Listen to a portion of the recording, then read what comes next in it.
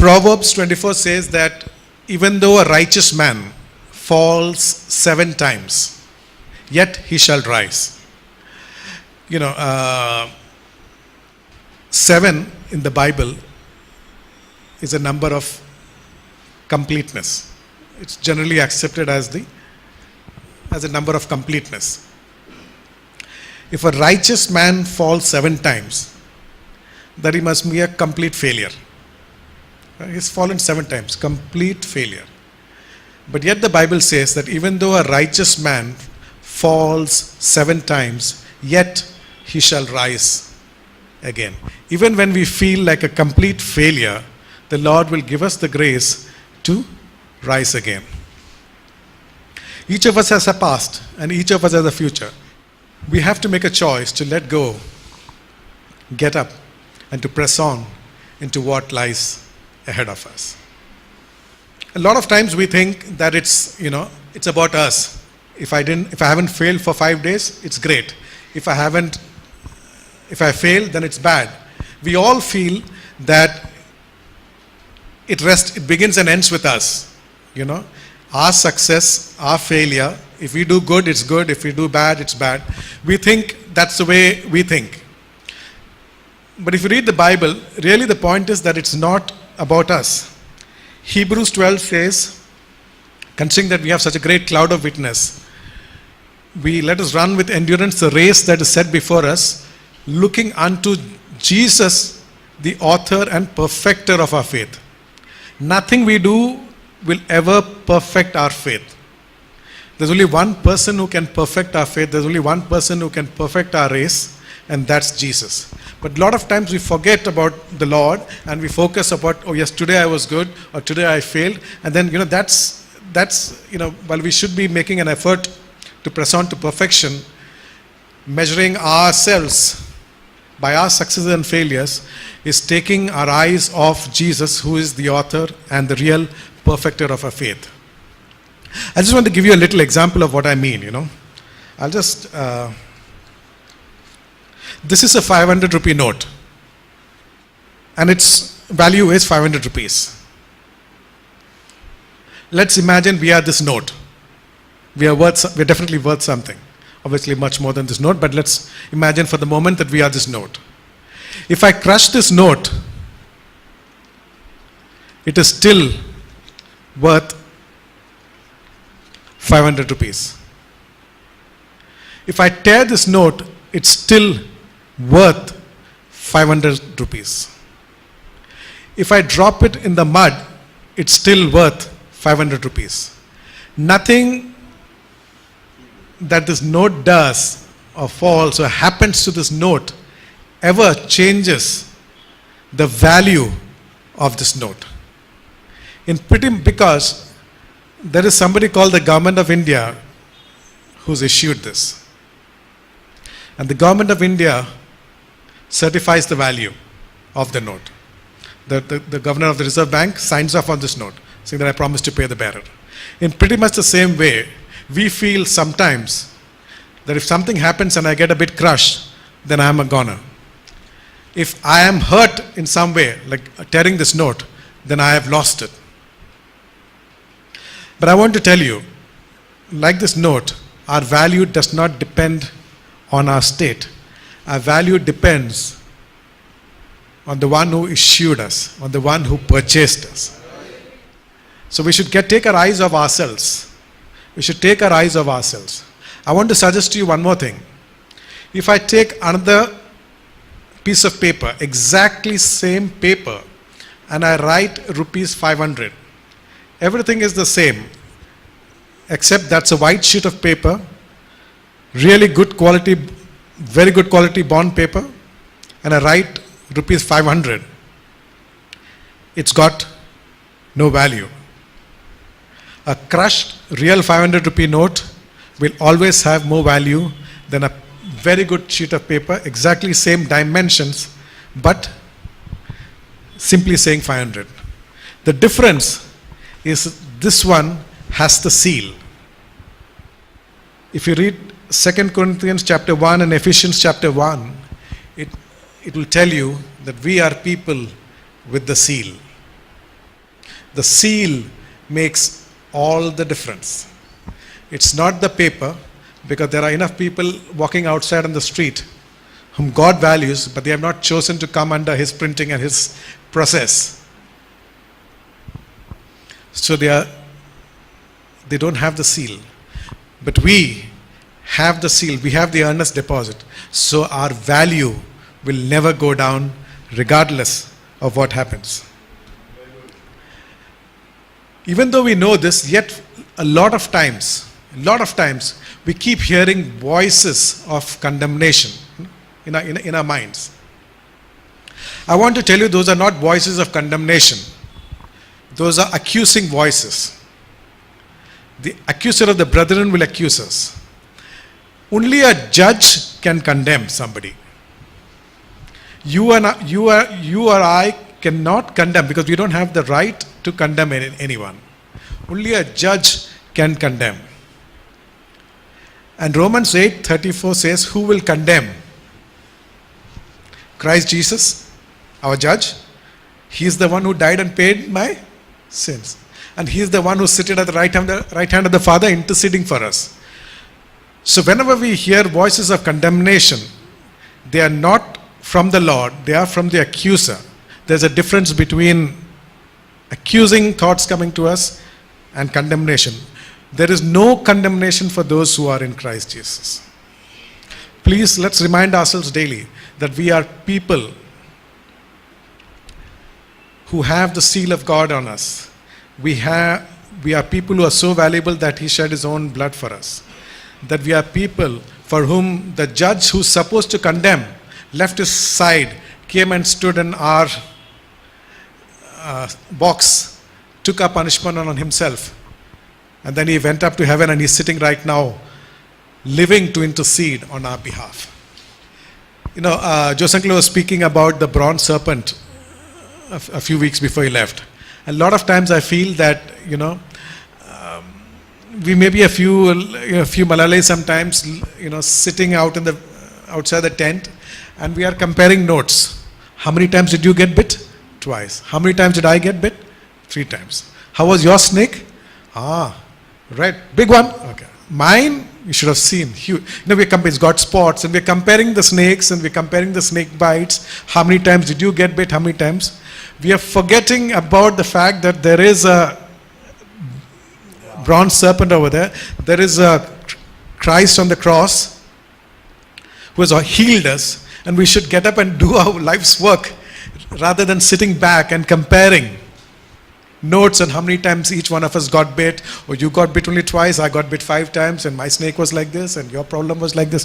This is how we are actually living out our lives in front of the bronze serpent. Instead of claiming our healing and moving on with life, instead of claiming our healing and pressing on towards whatever God has said, am I, worrying about it? We have forgotten actually where it's bit, but still we are sitting around the campfire exchanging notes about our misery. The next point, please hear this carefully. My mess age needs my mess. Your mess will lead you to your message. God will not waste our mess. Peter blew it big time. If he had just kept quiet and been, among the 70 disciples somewhere back of the row, sitting at the back of the class, he would have been okay. If he had told Jesus, even if everybody leaves you, I will never leave you, quietly whispered in his ear, it would have been okay. But that day, as usual, Peter was right up front, and when he made that great profession of loyalty and service to Jesus, CNN was there, BBC was there are a lot of people all around. And when Jesus was taken for questioning, obviously the whole world was knew that Jesus is going to get arrested soon.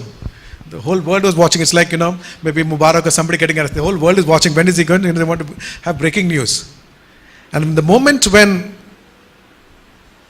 Jesus was arrested, you can imagine that the world media landed on Jerusalem. And our very own Barkadat, the buck stops here, she was there. And she cornered Peter and said, Peter, we've seen you always. We've seen you with Jesus. Now that Jesus has been arrested and is going to be inside, will the buck stop with you?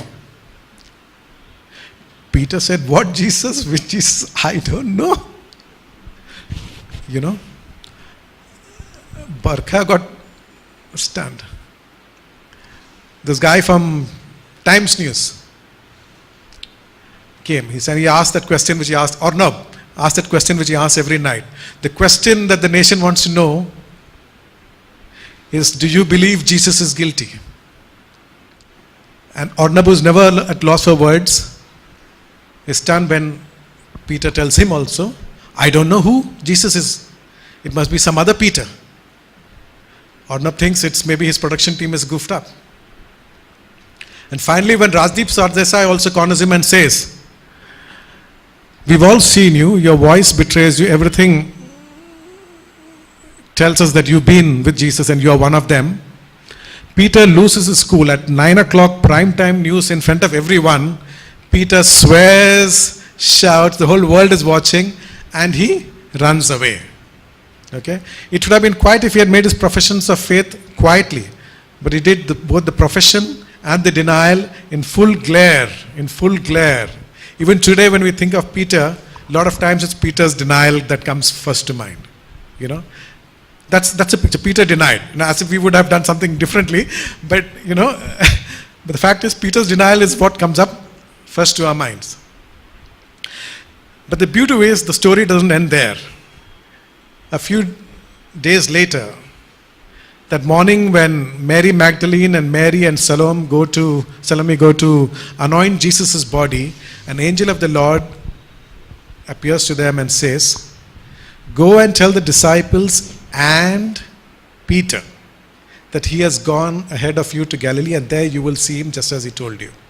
Today the Lord is saying to all of us who have failed, go and tell the disciples and Sunil, go and tell the disciples and George, go and tell the disciples and your name that he has gone ahead of you.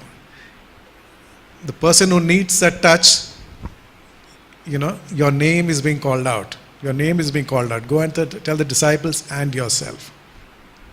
It actually gets even better if you think about the fact that even before all this happened, Jesus told Peter one thing. Peter, Satan has asked for you. But I have prayed that your faith fail not. And when you have returned, strengthen your brethren. The Lord knew that the only person who can strengthen fallen brethren is somebody who's fallen and risen. If I fell, I don't want 10 people to say, how could you, Sunil?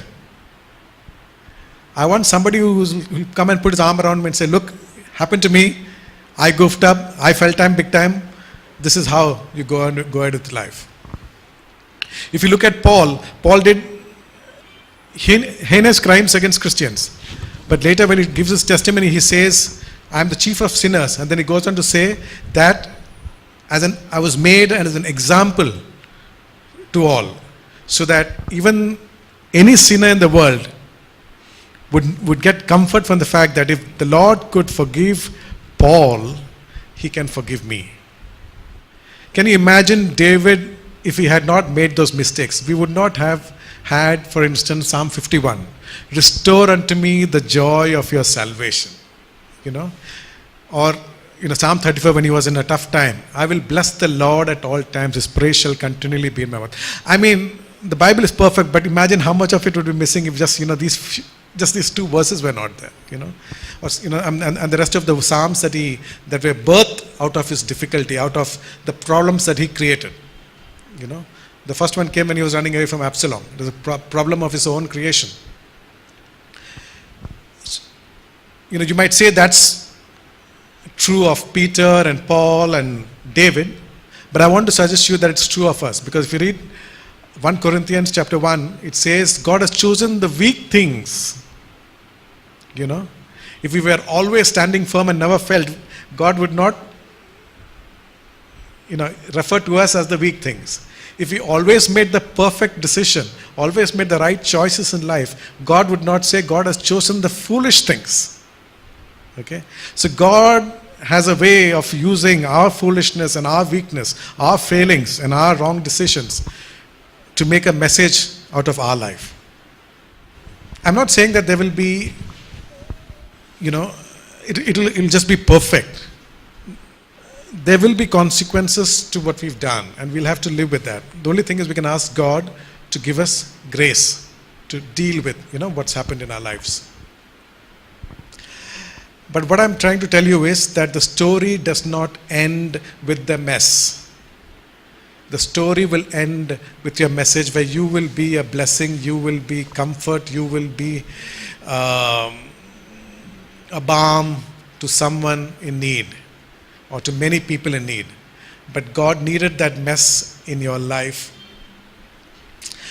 So even now as we think about that, it's just time to quietly give thanks to God for all the mess that's happened in our life. Because there's a verse in Lamentations 3:37 which says, how can anyone say, I'm just paraphrasing it, Lamentations 3:37, how can anyone say something and it come to pass unless the Lord has willed it? Right? People can say anything they want against you, but it cannot touch you unless the Lord has granted permission. For the Lord to grant permission, He must know that it is good for you, that it eventually will be for His glory. And therefore, as believers, since we know that the Lord is in total control of our lives, before we knew Him and even after, I think quietly let's just start giving praise to God for everything that we've put in those 3 bags. It's an act of faith because it's painful, but I think, just trusting in His sovereignty, just trusting in His supremeness, we need to just thank God, because He will still make something out of that. The last point that I want to make is that our mistakes need not break us, but they can make us. Samson was a boy who, when he was young, was never in the classroom, was always out playing. He was the boy who would score most of the goals because he was faster, stronger, taller than anybody else. He was the boy who would score most of the goals. He was the boy everybody wanted on their team, right? He was the star athlete. But as he grew into manhood and hormones started kicking in, his testosterone levels started going up, his focus shifted from games to girls. And Samson fell madly in love with one girl today and another girl tomorrow. And given the kind of looks and talents that he was endowed with, there was a line of girls waiting, ready for him to fall in love with them. One day, while he was out shopping, he saw a vision walk towards him. This vision was a Philistine vision, but it didn't matter to Samson. He fell head over heels in love with this Philistine girl and decided that she is Miss Right. So he goes back to his parents and, tells them about this girl. The parents don't like it, but because he's stubborn, they go along with him. If you read Judges, there is a line which says, the parents did not know that this was from the Lord. That this was from the Lord. Sometimes the Lord will allow some things to happen in our lives and we will not recognize it. It doesn't take away from the wrong of it, but the Lord will allow it to fulfill His plans. Samson goes with his parents to see this girl. And while his parents have gone to visit the girl, Samson goes into the vineyard at Timnah. And there, while he is looking forward to eat some grapes, a lion comes looking forward to eat him. And it's a moment of surprise. But the Bible says that Samson tore apart the lion the way one would tear a goat.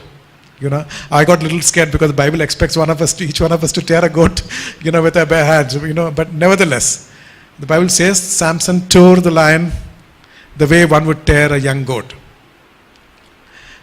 And then the rest of the story. At various times he catches foxes together, lights a fire, sends it out to the field, to all the farms of the Philistines, completely destroys the vineyards and their farms and all they produce, their entire harvest. They come and capture the girl and the father and kill him. Samson gets mad. He goes and kills some more, and then the Israelites come and tie him up and say, look, you can't do this, they are the masters. And then they go to him, and then he just breaks the ropes like they were flags, and then he takes the jawbone of an ass and he massacres hundreds more, thousands. The point I'm trying to make is that if Samson had not fallen in love, was not made the way he was made, if Samson had not fallen in love with that girl, if Samson had not insisted on marrying that girl, if he had not taken his parents to see that girl, he would not have met that lion that day in the vineyard at Timnah. If he had not met that lion in the vineyard at Timnah, he would never have known the anointing on his life. God could not choose a reluctant Samson to go and fight his battle against the Philistines. God had to use a violent, angry Samson against the Philistines to achieve his purpose. So just the same way that God used Samson's mistake to further his purpose. And by the way, Samson is listed in the Hall of Faith as one commended for his faith. God can use certain mistakes of ours for his purpose, and God will commend us for our faith. In closing, I just want to make one or two points. One is that God was a radical God. Jesus was a radical Lord. He made statements like saying that if your eye causes you to go back to your old ways and sin, pluck it out. If your hand goes back where it used to go and sin again, cut it off. If a man puts his hand to the plow and looks back, he is not fit. He made radical statements. God is saying, don't hold on to what's you left behind. Move on to what lies ahead of you. And we need to ask God for grace to move into that position. The word of God says, He whom the Son of God sets free is free indeed. Where the Spirit of the Lord is, there is freedom. The Lord will perfect that which concerns me. His strength is made perfect in my weakness. We are to look to Jesus, the author and the perfecter of our faith. Every time when you read in the Old Testament that the priest had to go in to minister before the Lord, they had to wash. They had to clean themselves.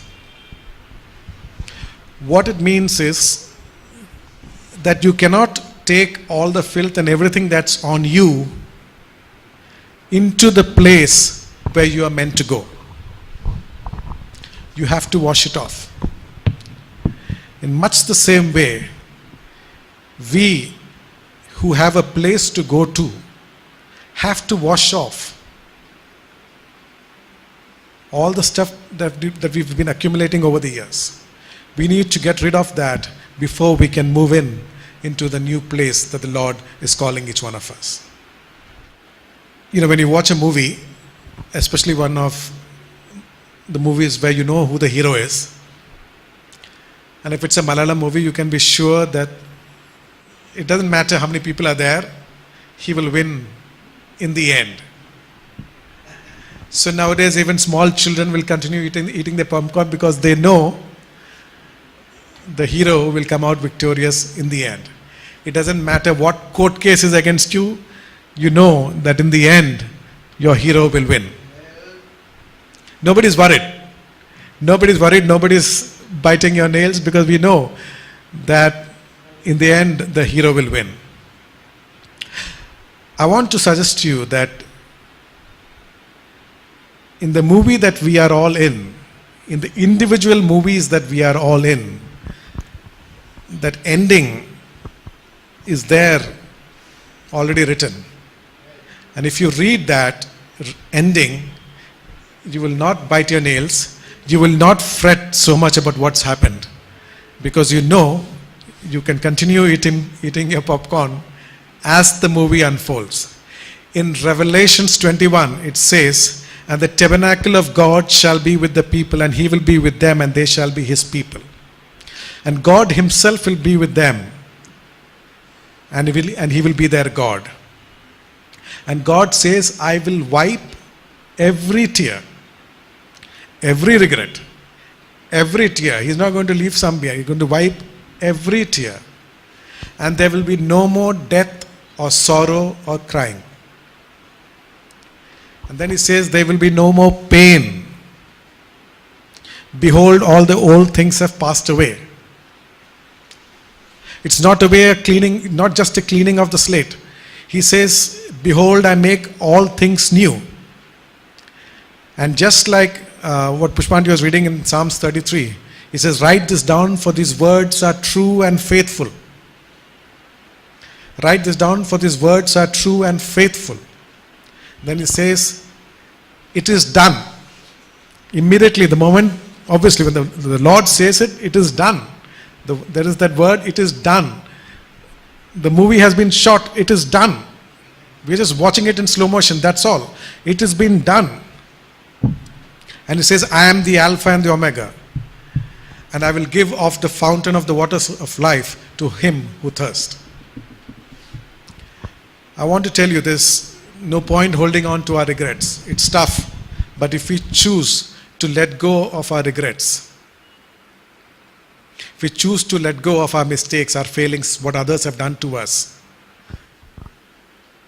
we can not only move into a new level, we can also rejoice at the ending, at the happy ending of the movie that's our lives.